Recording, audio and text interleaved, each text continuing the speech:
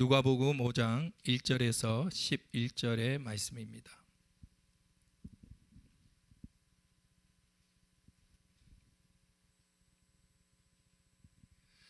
우리 다 찾으셨으면 한 절씩 교독하도록 하겠습니다. 무리가 몰려와서 하나님의 말씀을 들을새 예수는 게네사렛 호숫가에 서서 호숫가에 배 두 척이 있는 것을 보시니 어부들은 배에서 나와서 그물을 씻는지라. 예수께서 한 배에 오르시니 그 배는 시몬의 배라. 육지에서 조금 떼기를 청하시고 앉으사 배에서 무리를 가르치시더니 말씀을 마치시고 시몬에게 이르시되 깊은 데로 가서 그물을 내려 고기를 잡으라. 시몬이 대답하여 이르시되 선생님, 우리들이 밤이 새도록 수고를 하였으되 잡은 것이 없지만은 말씀에 의지하여 내가 그물을 내리리이다 하고, 그렇게 하니 고기를 잡은 것이 심히 많아 그물이 찢어지는지라. 이에 다른 배에 있는 동물들에게 손짓하여 와서 도와달라 하니 그들이 와서 그 두 배의 채움에 잠기게 되었더라. 시몬 베드로가 이를 보고 예수의 무릎 아래에 엎드려 이르되 주여, 나를 떠나소서, 나는 죄인이로소이다 하니, 이는 자기 및 자기와 함께 있는 모든 사람이 고기 잡힌 것으로 말미암아 놀라고, 세베대의 아들로서 시몬의 동업자인 야고보와 요한도 놀랐음이라.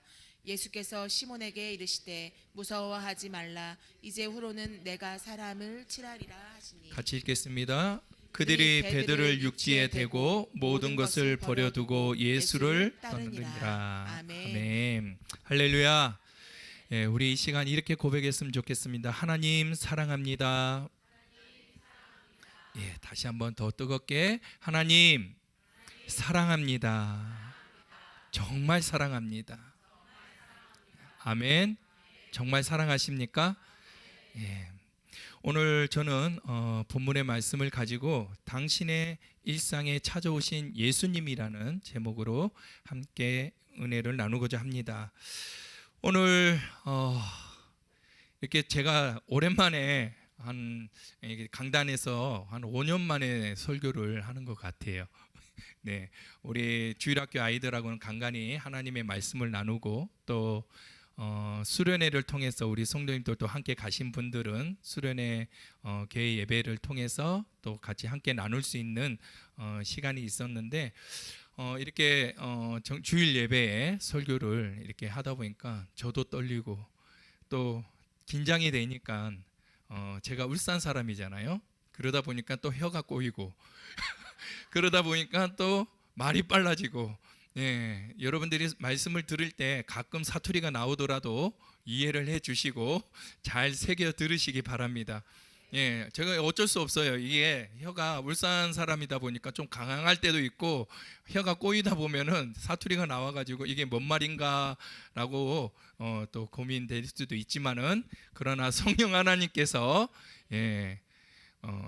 각자의 방언을 들려준다 하더라도 잘 여러분들이 또 은혜롭게 듣게 될 줄 믿습니다. 할렐루야. 오늘 우리가 읽은 본문의 내용은 게네사렛 호숫가에서 일어나고 있는 베드로의 일상을 우리가 보고 있습니다. 그는 아직 예수님의 제자가 되기 전 고기 잡는 일을 어업으로 하고 있죠. 본문에서 소개되고 있는 이 게네사렛 호수는 또 다른 말로 갈릴리 바다라고도 합니다. 그렇게 크지 않은 바다이죠. 이곳에서 어부들은 일생 동안 밤새 고기를 잡고 낮에는 그물을 손질하면서 생계를 유지하였습니다. 오늘도 베드로는 어김없이 그물을 싣고 바다에 나가 밤이 새도록 고기를 잡았습니다. 그런데 어찌된 영문인지 수없이 그물을 던지고 올렸지만은 한 마리도 잡히지가 않는 것이었습니다. 여러분, 우리에게도 그런 날이 있지 않아요? 정말 뭘 해도 안 되는 날, 운수 대통 없는 날, 하늘 일마다 꼬이는 날이 우리에도 살다 보면은 겪고 있지 않습니까? 이렇게 아무 성과 없이 마무리되는 날이면은 얼마나 허무하고 허탈합니까? 그동안 쏟은 시간과 노력들이 한순간 숲으로 돌아간 것 같아서 우리의 몸과 마음은 천근만근 더 지쳐가고 있지 않습니까? 오늘 베드로도 그렇습니다. 얼마나 지치고 힘든 시간이었는지 모릅니다. 칠흑같이 어두운 밤바다에 거친 물살과 바람을 맞으면서 무거운 그물을 수십 번 수백 번 던지고 끌어올려 보았지만은 빈 그물을 보았을 때 그의 마음의 상심은 굉장히 컸을 겁니다. 해가 떠오르자 베드로는 모든 것을 체념한 채 빈손으로 돌아와 그물을 씻으며 하루를 마무리하고 있습니다. 예수님은 말씀을 가르치실 때에 많은 사람들이 예수님께로 몰려왔습니다. 그때 예수님은 게네사렛 호숫가에 배 두 척이 되어 있는 것을 보시고 한 배에 오르셨습니다. 그리고 그물을 손질하고 있는 베드로를 불러 배를 육지에서 조금 떼기를 떼어놓으라고 말씀하셨습니다. 예수님은 배에 앉아서 육지에 있는 많은 사람들을 향해서 하나님의 말씀을 가르쳤죠. 마음도 지쳐있고 몸도 지쳐있던 이 베드로는 자기 의지와 상관없이 예수님의 곁에서 가장 가까운 자리에 앉아 오늘 예수님의 입에서 나오는 말씀을 듣고 계십니다. 예수님은 말씀을 마치시고 베드로에게 한 가지 요청을 하게 됩니다. 깊은 데로 가서 그물을 내리라. 베드로에게는 이 말씀이 어떻게 들렸을까요? 깊은 데로 가서 그물을 내려 고기를 잡으라. 지금 베드로는 어떤 상황입니까? 밤새도록 그물을 내렸지만 허탈하게 아무것도 얻지 못하고 빈손으로 돌아온 상황입니다. 그리고 밤새 잠 한숨도 자지 않고 왔던 베드로는 고된 노동으로 인해서 굉장히 피곤했을 겁니다. 그러다 보면 얼마나 잠을 못 잔 사람들은 신경이 어때요? 굉장히 날카롭고 예민하죠. 어떤 말도 귀에 들리지 않았을 겁니다. 거의 비몽사몽하지 않겠습니까? 지금 베드로에게 필요한 거는 오히려 빨리 돌아가서 씻고 자고 싶은 마음이었을 겁니다. 그런데 오늘 말씀을 보니까 베드로가 뭐라고 말씀하고 있습니까? 뭐라고 말씀하고 있나요? 주여, 밤새 우리가 수고하였지만 한 마리도 잡지 못했습니다. 하지만 주님이 말씀하신 대로 그 말씀에 의지하여 제가 그물을 내려보겠습니다. 이렇게 말한 후에 깊은 데로 가서 그물을 던졌습니다. 그랬더니 어떤 일이 일어납니까? 상상할 수 없을 만큼 많은 물고기들이 그물에 걸려 잡혀 올라왔습니다. 한 배에는 도저히 감당할 수 없을 만큼의 양이 잡혀 올라오자 베드로는 다른 배에 있는 동료들에게 손짓하여서 도와달라고 요청합니다. 그렇게 밤새 허탕만 치던 배가 이제 예수님의 말씀을 의지하여 그물을 내렸더니 만선의 기쁨을 안고 돌아오게 되었습니다. 할렐루야. 육지에 돌아와서 베드로는 그 만선의 기쁨도 뒤로 한 채 예수님의 발 앞에 엎드려서 이렇게 고백합니다. 주님, 나를 떠나소서. 나는 죄인입니다. 주님, 나를 떠나소서. 나는 죄인입니다. 이 말에 예수님은 시몬아, 두려워하지 말라. 지금까지는 고기를 낚는 어부에 불과했지만 이제부터는 사람을 취하리라. 아멘. 이 말을 들은 베드로는요, 만선의 기쁨도 뒤로하고 한평생 몸바쳐 일궈온 그 어업과 사랑했던 모든 것을 다 버리고 예수님을 따라갔습니다. 여기까지가 오늘 우리가 함께 읽었던 본문의 내용입니다. 지금 우리는 사순절을 보내고 있지요. 믿지 않는 이들에게는 이 사순절이 아무 의미 없이 스쳐가는 일상일 수 있습니다. 우리 기독교인들에게는 이 사순절은 굉장히 중요한 절기이지요. 그렇다면 오늘 우리가 이 본문을 통해서 사순절을 지내는 저와 여러분에게 하나님은 어떤 메시지를 주고 있는지 베드로의 일상을 통해 세 가지의 측면으로 한번 살펴보도록 하겠습니다. 먼저 베드로를 통해 보는 일상은 밤이 새도록 수고했지만 아무것도 얻지 못하는 빈손의 삶이었다. 일상이었다. 여러분, 우리들의 일상을 보면 어떻습니까? 열심히 노력하고 열심히 수고하고 열심히 준비하고 계획하면서 정말 열심히 살아가는 사람들 많이 있습니다. 그런데 막상 우리의 일상의 삶을 하루를 돌아보고 하루를 맞춰보면 어떻습니까? 그렇게 열심히 일하고 계획하고 투자하고 시간을 냈지만 만족하리만큼 이만했으면 됐어, 고생했어, 그런 만족하리만큼의 결과를 얻으면서 살아가고 있습니까? 대부분의 사람들이 그렇지 못한 삶을 살아가고 있는 것이 바로 우리의 일상이 아닌가 생각이 됩니다. 이런 모습 속에서 우리는 베드로의 일상을 같이 한번 보게 됩니다. 지난밤 아무것도 얻지 못한 베드로의 실패를 통해서 우리는 나의 실패를 보고 우리의 실패를 보게 됩니다. 그리고 우리는 이렇게 묻습니다. 왜 실패했지? 왜? 무슨 잘못이 있지? 어떤 잘못이 있지? 그렇게 하루를 반성하며 짚어보고 생각을 하게 됩니다. 근데 아무리 찾아보고 생각을 해도 겉으로 보기에는 내가 잘못한 것이 없는 거예요. 나름대로 신앙생활도 열심히 하고 또 내게 주어진 일들 책임감 있게 잘 마무리했습니다. 그러나 보여지는 결과물에 대해서는 만족하지 못할 그런 결과물들이 참 많습니다. 이럴 때 우리는 어떻습니까? 참 답답하죠.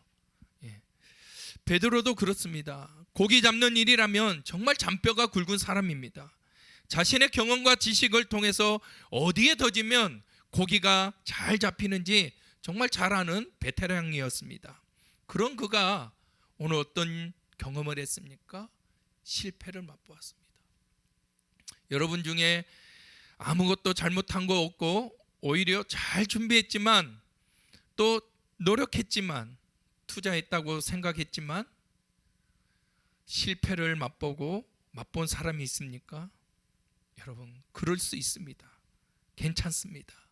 우리가 인생을 살다 보면 손에 얻는 것보다 잃는 것이 더 많은 세상입니다. 그런데 우리가 그럴 때마다 좌절하고 실망한다면 우리의 삶에 어떤 성장이 있겠습니까?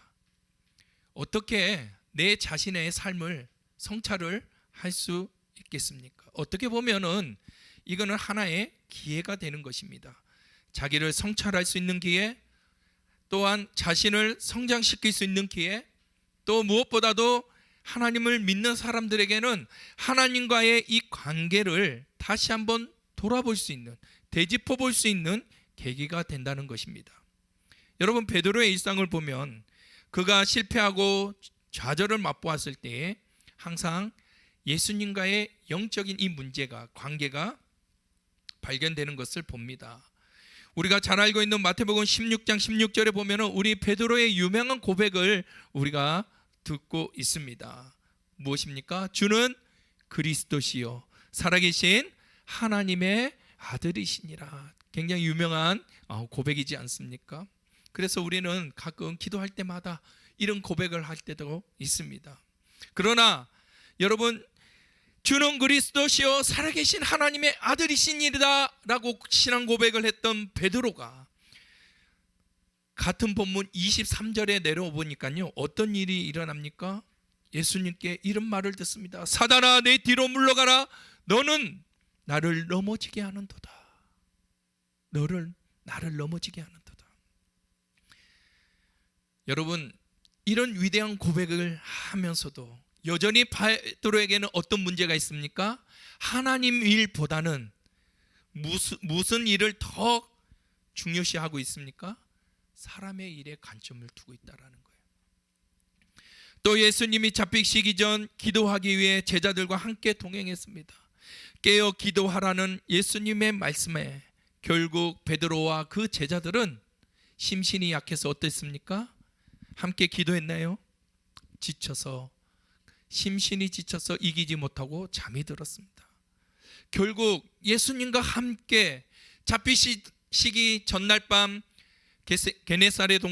게세마네 동산에서 기도하실 때에 함께 기도하지 못했던 이 제자들은요, 예수님이 잡히시던 그날 밤 다 어떻게 됐습니까? 결정적인 순간에 정말 예수님이 필요한 순간에 예수님께 고백해야 했던 그 순간에 예수님을 3번이나 부인하게 되는 그런 절망을 겪게 됩니다. 베드로는 모든 것을 버리고 주님을 따라갈 만큼 아직 신앙의 준비가 되지 않았던 것입니다. 그래서 다시 갈릴리 바닷가로 돌아가 고기를 잡았습니다.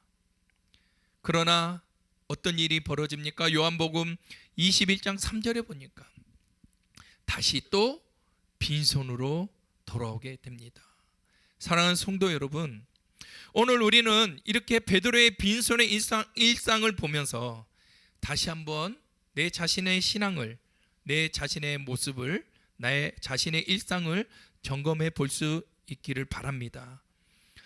내가 얼마나 부족하고 내가 얼마나 실수가 많은 사람인지, 얼마나 연약한 사람인지, 우리는 주어진 시간 안에 살아갈 수밖에 없는 한계가 많고 제한적인 삶을 살아가는 사람일 수밖에 없다라는 것을 우리는 기억해야 됩니다.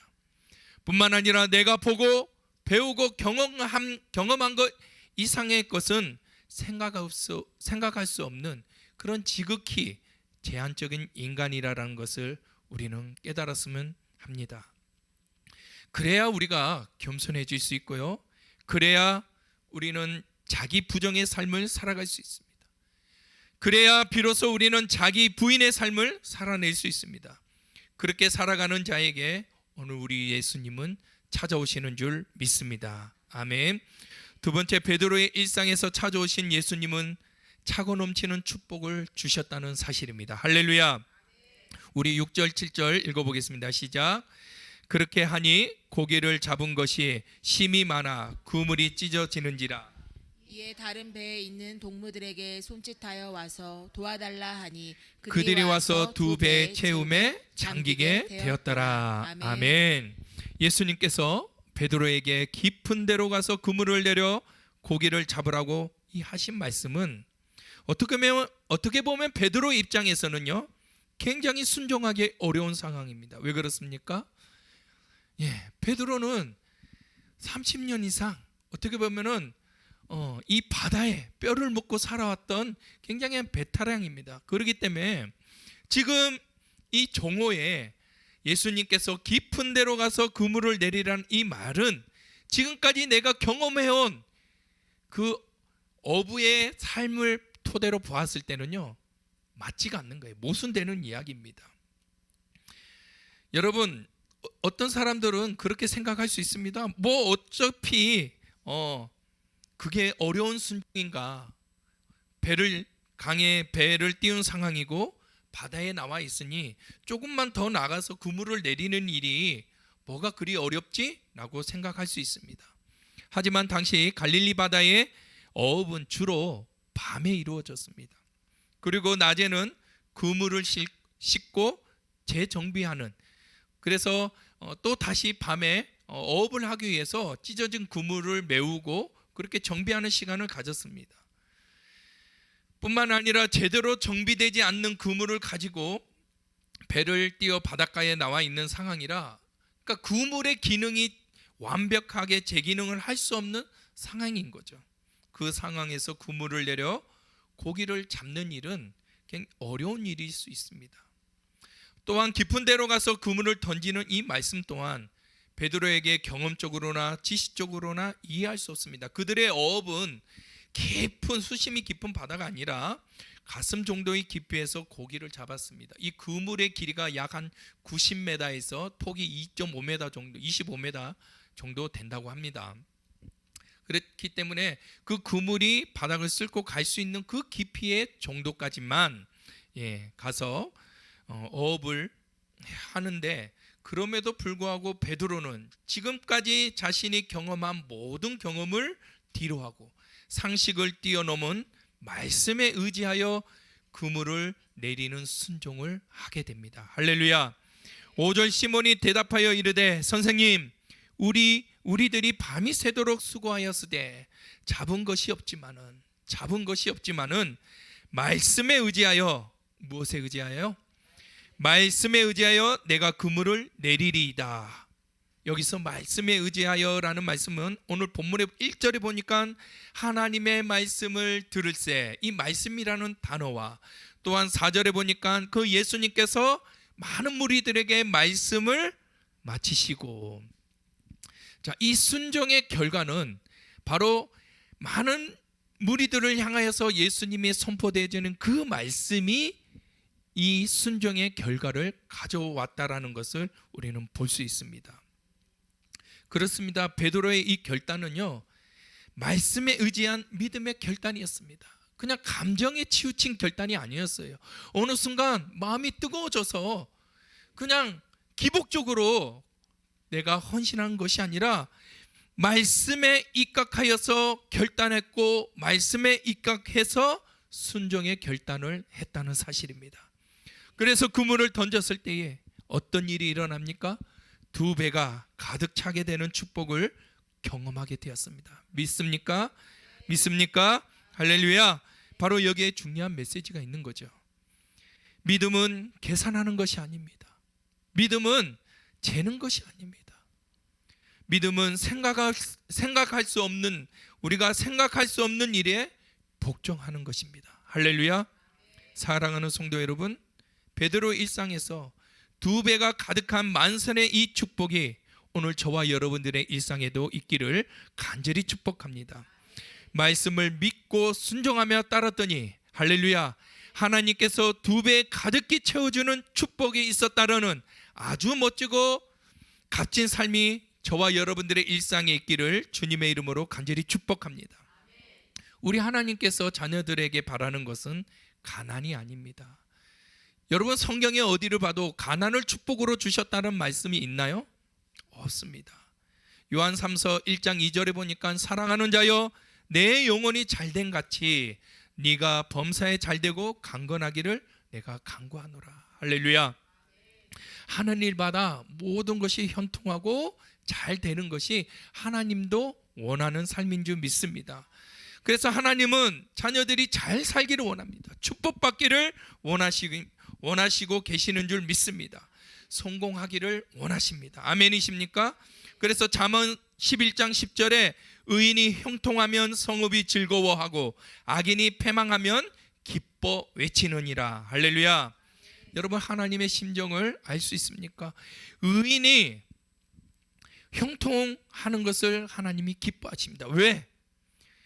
이 의인의 삶을 통해서 무엇이 드러나고 있습니까? 하나님의 영광이 드러나고 있는 것입니다. 그렇기 때문에 자연적으로 하나님을 믿는 의인이 잘되고 복되는 것이 하나님의 영광이 드러나는 전도의 삶이고 증인의 삶인 줄 믿습니다.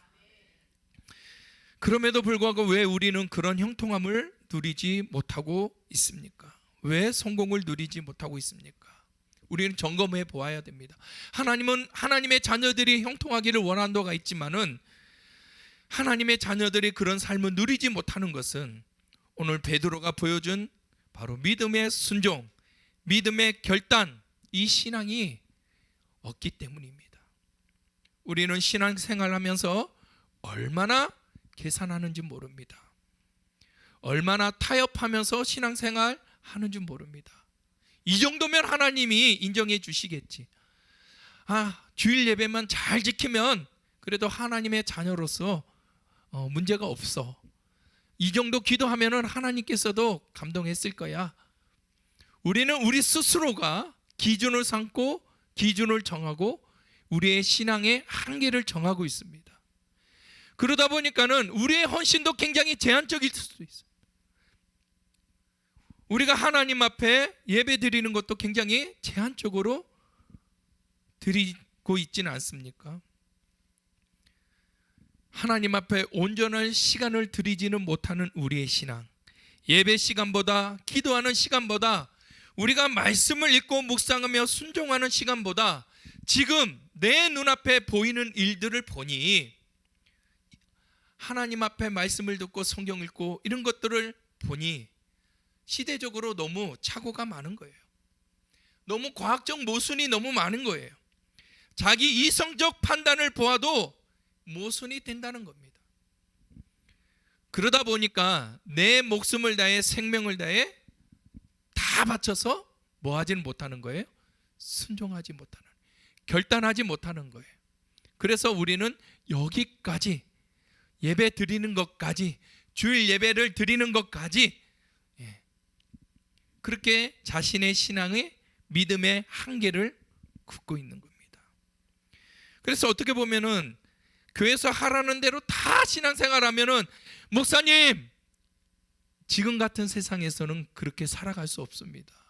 사회생활 그렇게 못합니다. 직장생활 그렇게 못해요. 성공할 수 없어요. 남들에게 지쳐요. 다 뒤처져요 라고 얘기를 합니다.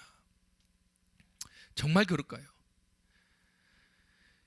여러분, 이렇게 우리가 신앙생활을 온전히 하면은, 하나님 앞에 온전한 헌신을 드리면은 우리는 세상의 사람들에게 뒤처질 수밖에 없다라고 우리는 생각하고 있습니다.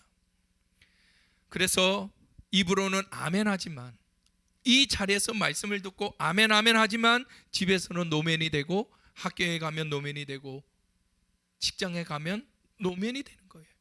왜? 내가 듣고 적용하는 말씀이 상충하거든요. 부딪힘입니다. 그러다 보니까 믿음에 반응하는데 고민이 되고 갈등하게 되는 거예요. 여러분, 우리에게 이런 베드로와 같은 단호한 결단이 필요합니다.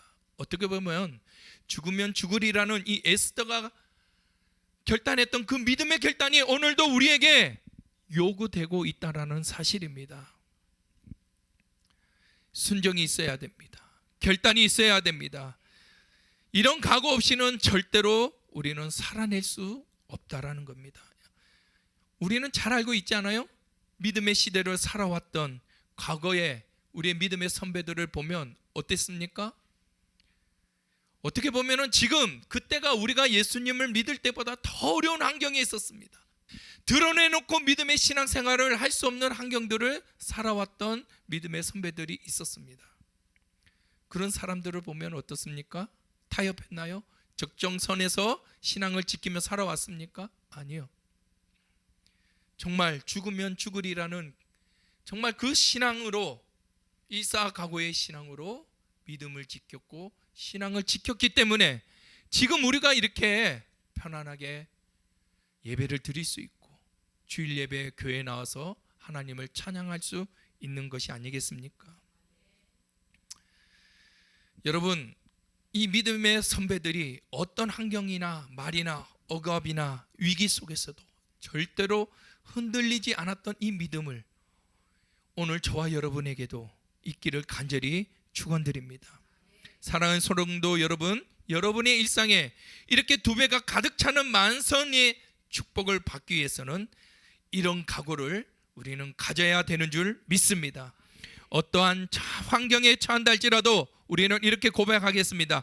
나는 말씀에 의지하여 믿음으로 반응하겠습니다. 믿음으로 반응하겠습니다. 나는 말씀에 의지하여 순종하며 살아가겠습니다. 말씀에 의지하여 결단하며 살아가겠습니다. 할렐루야, 할렐루야. 여러분, 그렇게 각오를 다짐하는 성도들에게 오늘 베드로가 맛보았던 그 만선의 축복이 여러분들의 일상에 있기를 주님의 이름으로 간절히 축복합니다. 마지막으로 모든 것을 버려두고 헌신적인 삶을 살았습니다. 우리 11절을 같이 한번 읽어볼까요? 그들이 베드로를 육지에 대고 모든 것을 버려두고 예수를 따르니라. 아멘. 베드로는요, 만선의 기적을 경험하고 나서 놀라지 않을 수가 없습니다. 그는 진정한 기적을 경험했습니다. 예수님 앞에서 얼마나 자신이 무가치한 존재인가를 발견하게 되었습니다. 특별한 은혜를 받을 자격이 없는 자인가를 깨닫게 되었습니다. 이것이 바로 제자로서 헌신적인 삶을 살아가기 위한 첫걸음이 된 것입니다. 아멘. 또한 우리가 제자로서의 삶을 살아갈 때 요구되는 것이 있다면 바로 헌신이라는 것입니다.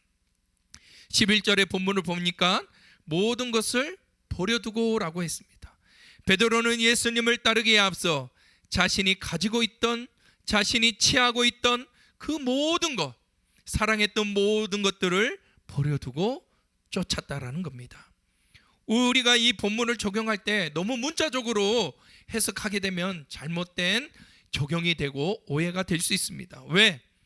모든 것을 버려두고 따랐다라는 이 문자적인 적용에 그러면 나도 직장을 그만둬야 되나? 내가 가지고 있는 재산을 다 팔아서 나눠야 되나? 가정도 버리고 그리고 신학교를 가야 되나? 목회자가 돼야 되나? 선교사가 되어야 되나? 여러분, 이렇게 모두가 적용해서는 안 된다는 거예요. 아마 어떤 이 적용은 특별한 경우에 하나님께서 허락하는 자에게 가능한 적용이 될 것입니다. 그렇다면 우리가 일반적으로 이 말씀을 적용해 볼 때 모든 것을 버리고 그리스도를 따른다는 이 의미는 무엇을 의미합니까? 무엇을 말하고 있습니까? 우리는 이렇게 적용해 볼 수 있습니다. 주님을 내 마음에 모시고 주님을 위해 살겠다고 하는 우리 이 신앙의 자세를 가진 사람은 새로운 삶의 질서를 따라하겠습니다. 새로운 삶의 질서를 갖게 되는 것이다. 아멘. 다시 말해서요, 여러분들의 삶의 우선순위가 바뀌는 거예요. 여러분들의 삶의 우선순위에 하나님을 가장 첫 자리에 두게 되는 것을 의미합니다. 그래서 내가 건강을 지키는 것이 오래 살기 위함이 아니라 뭐예요?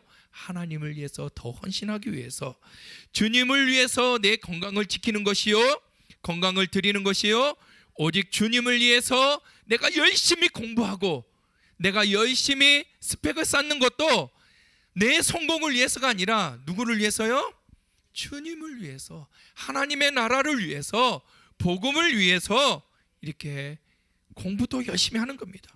오직 주님을 위해서 내가 잘 먹고 잘 살기 위해서 돈을 버는 것이 아니라 더 넓은 집을, 평수를 넓혀가기 위해서 돈을 버는 것이 아니라, 여러분, 내가 열심히 돈을 벌고 직장 생활을 열심히 하는 것은 승진의 목표가 아니라 누구를 위해서요? 주님을 위해서가, 이렇게 우리의 삶의 모든 우선순위와 가치가 바뀌게 된다는 것입니다. 주님의 나라를 위해서 내 재능을 드린다는 것입니다. 제가 청년부 사역을 하고 있을 때에 한 40여 명의 직장 청년들이 있었습니다. 여러분, 직장 생활을 하면서 평일에 교회에 나와서 기도한다라는 것이 우리 청년들에게, 여러분 청년뿐만 아니라 모두가 정해진 시간에 시간을 정해놓고 교회에 와서 여러분 기도한다는 것이 쉬운 일일까요? 그거 제가요, 여러분 목회만 하고 있지 않고 지금 일을 하고 있잖아요. 밤새 야간 근무를 하고 있잖아요. 여러분, 그런데 제가 몸소 느끼는 건 뭐냐면 우리 성도들 정말 치열한 삶을 살아가고 있구나. 믿음을 지키기 위해서, 신앙생활 지키기 위해서 정말 치열하게 살아가고 있구나라는 걸 몸소 체험하고 있어요. 여러분, 수요 예배 드리는 성도님들 정말 축복해야 됩니다. 정말 안아주고 정말 응원하고 격려해주고, 여러분 새벽 기도 나와 있는 성도들 얻고 다녀야 됩니다. 정말 여러분, 이렇게 직장 생활을 하면서 내 시간을 따로 떼어가지고 기도하고 예배 시간 나온다는 거예요. 정말 어렵더라고요. 정말 어려운 일이더라고요. 근데 그런 직장 생활하는 친구들이 수련회 날 두고 3달 전부터 임원들이요, 시간에 9시 시간을 딱 정해놓으면 그 시간에 와서 기도를 하고 가요. 물론 100% 다 승리하지 못하더라도, 중간에 피곤해, 육신에 지쳐서 피곤해 졸고 가더라도 그 시간에 나와서 기도를 하더라고요. 여러분, 우리가 시간이 남아서 기도하는 거 아닙니다. 시간이 남아서, 여러분, 우리 기독교의 하나님을 믿는 하나님의 자녀들이 지금 예배 시간에, 이 시간에 나와서 예배 드리는 것이 시간이 남아서 예배 드리는 겁니까? 할 일이 없어서 밖에 나가면 다 돈이니까 주일만큼만이라도 돈을 좀 아껴보자 해서 여러분 교회 와서 예배 드리는 거 아니잖아요. 정말 이 주일날에도 한금 같은 이 시간에 하나님 앞에 나와서 예배하고 정말 여러분들 치열하게 살아와서 땀 흘리며 벌어왔던 그 예물을, 돈을, 월급을 여러분 따로 떼어서 하나님 앞에 헌금 드리는 거. 여러분 세상 사람들이 봤을 때는요, 이거 정상적인 거 아니에요. 정상적으로 이해 못합니다. 예. 우리가 믿음이 아니고서는 이런 헌신의 삶을 살아갈 수 없다라는 거예요. 저는 우리 청년들하고 사역을 할 때 정말 우리 청년들이 하나님의 은혜를 경험하니까, 하나님을 만나니까, 하나님의 말씀이 그들에게 들어가니까요, 어떤 일들이 일어납니까? 자신의 모든 것을 다 바치더라고요. 시간을 바치고 재물을 바치고 물질을 바치고 재능을 바치고. 우리 대학 청년들 보니까요, 그 긴 방학 시간 동안 알바를 뒤로 하고, 부모님 입장에서는 우라통 터질 수 있겠지만 조금이라도 벌어서, 등록금이 얼마나 비쌉니까? 알바를 해서 자기 필요한 거 돈을 얻는 많은 사람들이 있지만, 그럼에도 불구하고 하나님의 말씀을 들으니까요, 교회 와서 주일학교 봉사하고 성경학교 교사로 섬기고, 헌신을 하더라는 거예요. 그렇게 잠 많은 우리 청년들이 하나님의 말씀을 경험하니까, 은혜를 경험하니까 새벽에 나와서 기도하더라고요. 그 잠을 깨워서, 새벽을 깨워서 기도하더라고요. 여러분, 이것이 우리의 이성적으로 경험으로 여러분 판단할 수 있는 일입니까? 하나님이 하시지 않으면, 하나님이 하시지 않으면, 하나님이 만지지 않으면, 하나님이 개입하지 않으면 일어날 수 없는 일들인 거예요. 정말 놀라운 기적입니다. 그 기적이 저 멀리에 있는 다른 청년들이 아니라 오늘 하나님 앞에 헌심을 다짐하겠노라고 고백하는 오늘 이 자리에 있는 우리 은평 강원교회 성도들에게 그 축복이 있기를 주님의 이름으로 간절히 축복합니다. 축복합니다. 여러분, 우리가 때로는 이렇게 기도할 때가 많아요. 어떤 기도? 하나님, 건강 주시면요, 내가 주님을 위해서 이 한 몸 다 바쳐서, 목숨 바쳐서 헌신하겠습니다. 제가 목회한 경험으로 봐서는 그렇게 기도한 사람치고 정말 그렇게 몸 들이고 마음 들이고 시간 들이고 물질 들이고 있는 사람이 극히 드물더라고요. 건강 회복되니까 어떻게 해요? 다시 산으로 들러 나가고, 너무 건강해서 일을 열심히 하니까 주일날 바쁜 거예요. 이 주일 예배를 또 못 드려요. 하나님의 입장에서 봐서는 어떻겠습니까? 기도를 들어줬더니, 응답해줬더니, 축복해줬더니 오히려 그 축복이 그들에게는 독이 되는 그런 경우가, 우리는 우리의 신앙생활을 하다 보면 그런 것들을 좀 많이 경험해 보게 됩니다.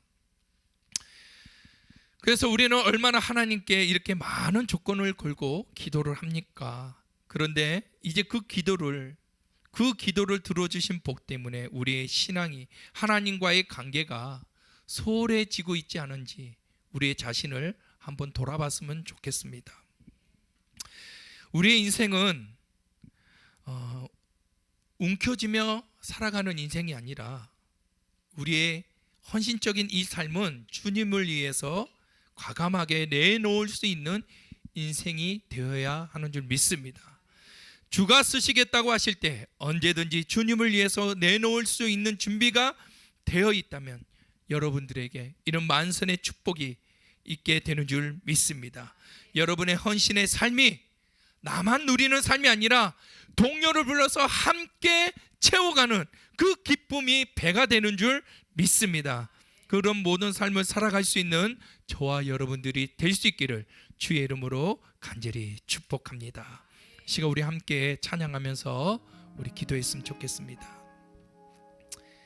어떻게 보면 가장 평범할 수 있고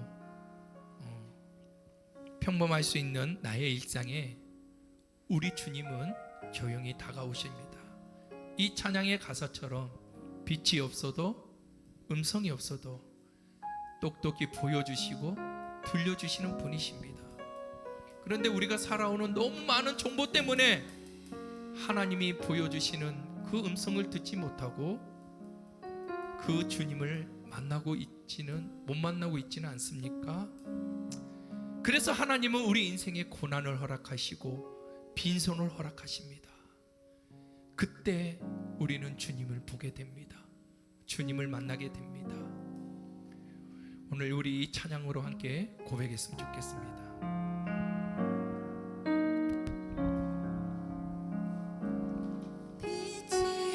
없어도 환하게 다가오시는 주 예수 나의 당신이여 음성이 없어도 똑똑히 들려주신 주 예수 나의 당신이여 우리 다시 한번 고백하겠습니다. 나는 없어도 당신이 내게 주님 나는 언제나 있습니다.